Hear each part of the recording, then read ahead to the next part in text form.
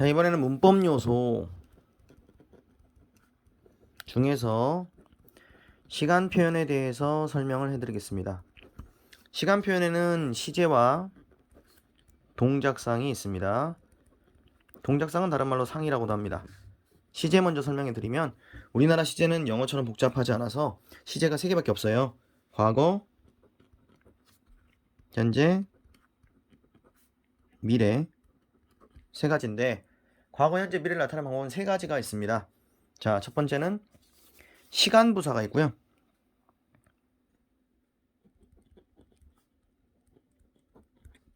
두 번째는 관형 사용 어미가 있고요.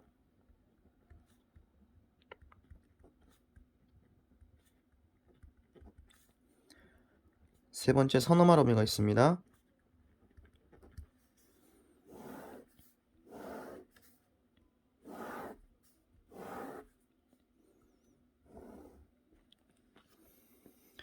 자, 근데 시간 부사는 사실 암기가 필요 없겠죠?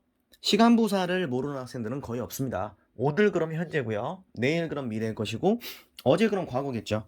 그러니까 암기가 필요 없죠. 여기는 암기 불필요. 그럼 선어말 하면 어떤가? 여기는 마찬가지로 우선 보여드리면 과거 시제는 at, at, 더 같은 게 있고요. 현재 시제는 는 또는 니은 같은 게 있습니다.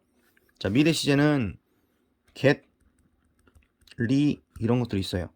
요거 역시 암기가 불필요합니다.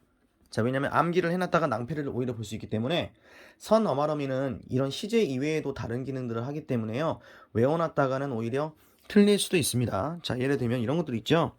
나 내일 미국 간다.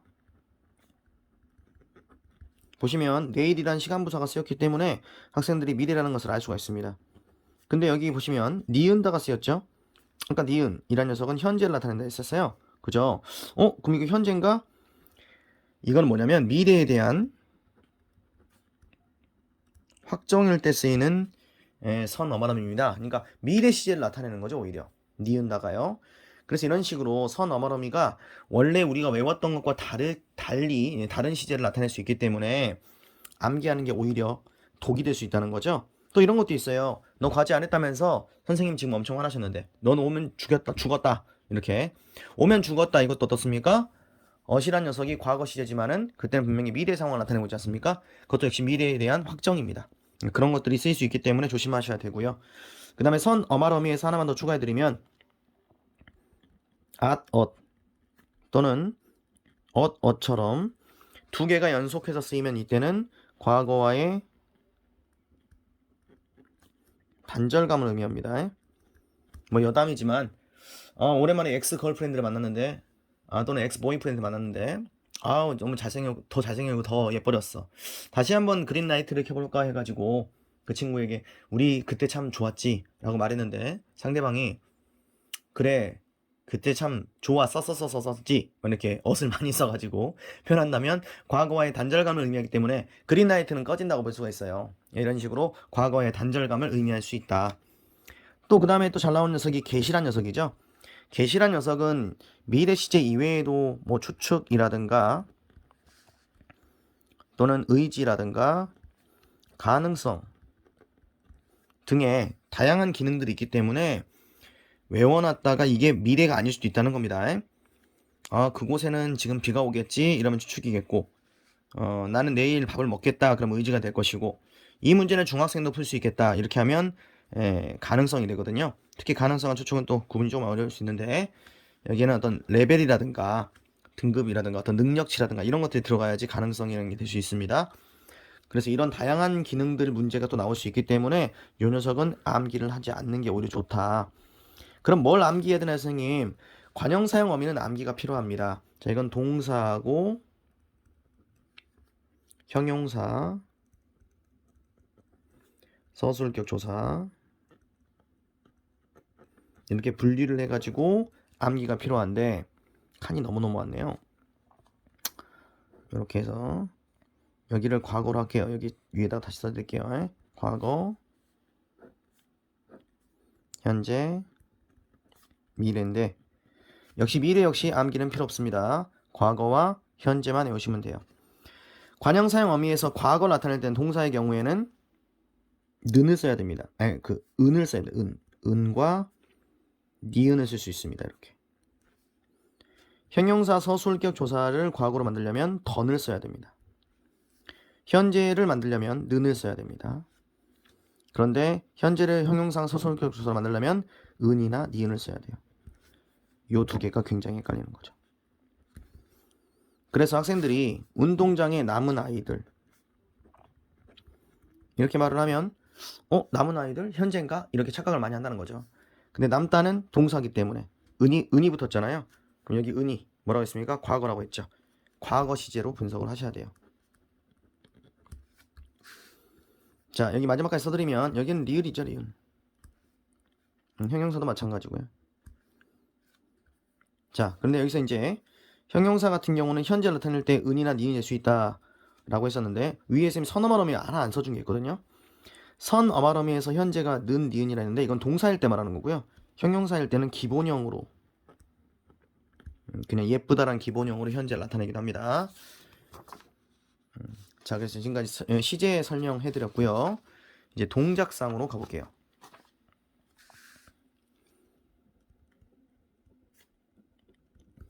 자, 동작상은 두 가지가 있어요. 완료상과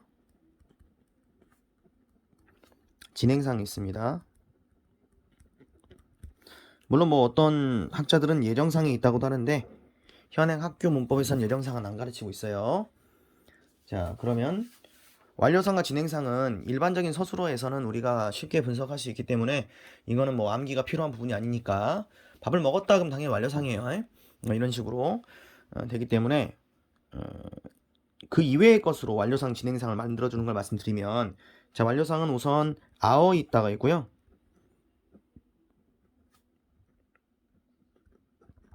진행상에는 고 있다 형태가 있고요. 완료상에는 버리다라는 보조 용어를 써가지고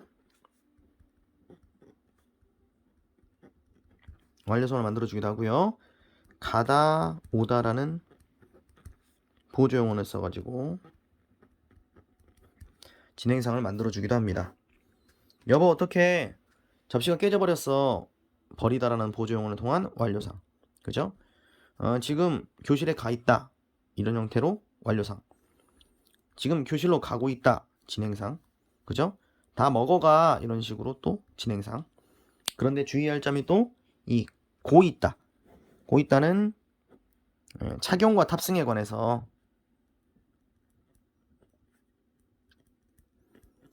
탑승이 아니라 탑승.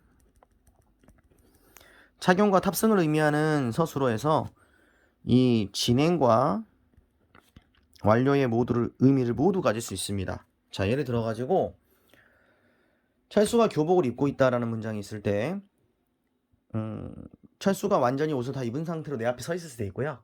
내 앞에서 교복으로 갈아입고 있을 수도 있죠. 그렇게 두 가지 모두 의미가 된다는 거예요. 철수가 버스에 타고 있다.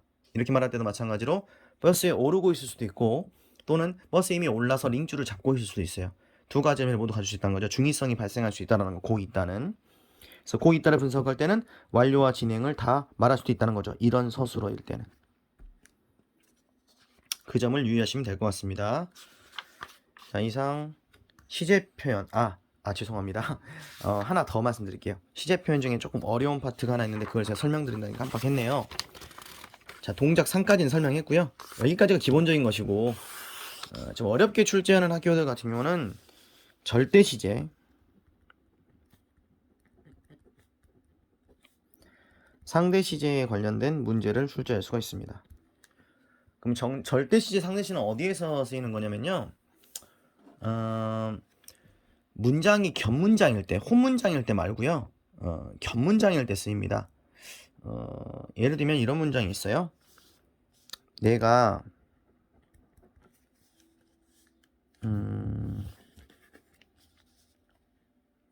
읽은 책을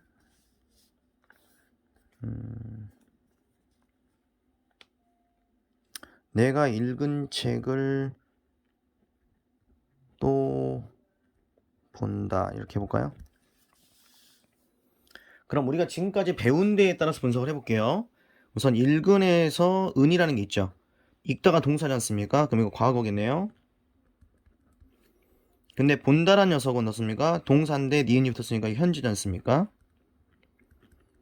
자, 이렇게 그냥 이 서술어를 말했을 당시에 그 기준점 그대로 우리가 지금까지 배운 데에 따라서 이 요소대로 그대로 분석한 걸 뭐라 하냐면 이걸 상대 시제라 그래요.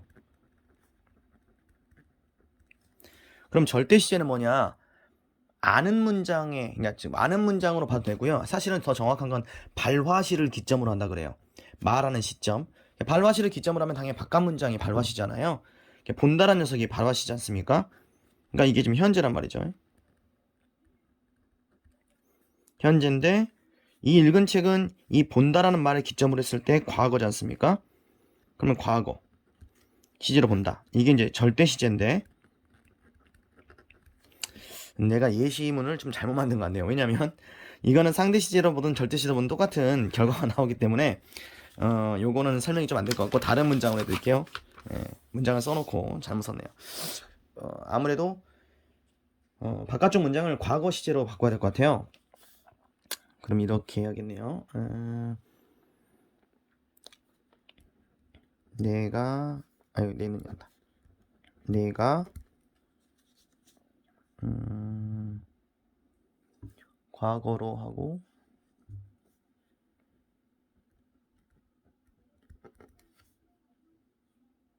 먹는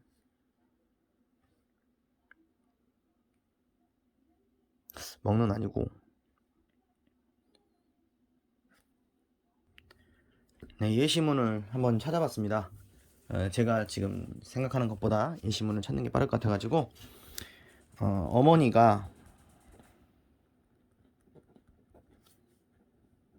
밥을 먹는 아이를 불렀다. 밥을 먹는 아이, 여기가 지금 관형절이잖아요. 안긴 문장이고 바깥쪽 문장이 어머니가 불렀다죠. 그럼 불렀다의 우선 시제를 보시면 과거 시제입니다. 먹는 아이는 동사에다가 현재형 관형사형 어미가 붙었기 때문에 이건 현재 시제라 볼 수 있어요. 자, 이런 식으로 우리가 지금까지 배운 데에 따라서 분석을 정확히 한 거를 상대 시제라고 합니다. 그런데 바깥쪽 문장을 기준점으로 하는 거를 절대 시제라 그래요. 이걸 절대 시제로 분석해 보시면 바깥쪽 문장이 과거죠. 그리고 과거의 시점에 밥을 먹고 있었던 아이이기 때문에 이 과거에 불렀던 시점보다는 아이가 이거를 더 과거에 하고 있던 행동이라는 겁니다. 그래서 이게 먹는으로 쓰였더라도 이게 과거로 분석되는 거죠. 이걸 절대 시제라 그래요. 절대 시제 어떻게 보시면 되냐면 절대자라 생각하시면 돼. 바깥쪽 문장이 절대자. 그래서 이 문장 또는 바깥쪽 문장보다는 더 정확한 표현은 발화시지만 발화라는 시간은 고정으로 잡아놓고 이 고정 시간의 기준점으로 해가지고 안겨있는 문장의 시간을 시제를 구분하는 걸 절대 시제라 그래요. 우리가 지금까지 배웠던 것들은 상대 시제의 구분법을 생각하시면 됩니다. 근데 절대 시제로 구분하라고 할 때는 상대 시제의 구분법을 완전 잊어버리셔야 돼요. 잊어버리시고 바깥쪽 문장만 배웠던 대로 분석을 하시고 그 안에 안겨있는 문장이라든가 발화시를 기준으로 해가지고요. 안에 안겨있는 문장은 발화시나 바깥쪽 문장을 기점으로 해가지고 시제 분석을 해야 된다. 그걸 절대시라고 합니다. 자, 그래서 절대 시제와 상대 시제까지 설명을 드렸습니다. 자, 이상 시제와 시간 표현 설명을 마치도록 하겠습니다.